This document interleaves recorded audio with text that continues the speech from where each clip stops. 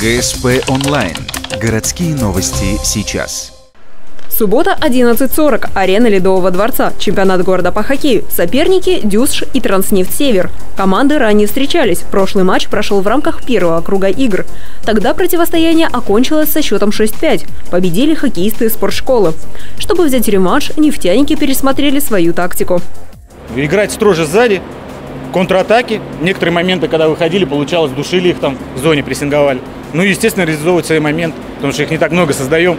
Потому что тяжеловато, те помоложе ребята. Дюсш начинает матч с игры в нападении. Транснефть предпочитает защиту и острые контратаки. Первый период за нефтяниками, счет 1-0. В следующем отрезке игры разница увеличивается до 2 заброшенных шайб. Но за первые минуты третьего периода Дюсш сравнивает счет, дважды реализуя игру в большинстве. За 3,5 минуты до конца матча Транснефти удается вырвать победу. Итоговый счет 3-2. У ребят молодых потенциал большой, но они никак не могут его реализовать. Местами вроде бы игра получается, а в большом случае не получается, потому что 2 периода, извините, штаны возили по полю. Вроде бы взялись, а одна ошибка в третьем периоде. В итоге результат 2-3, отрицательный результат для команды. А так, периодами, моментами даже я доволен своей командой. Игры в рамках городского чемпионата продолжаются. Каждые выходные в Ледовом дворце имени Сергея Капустина.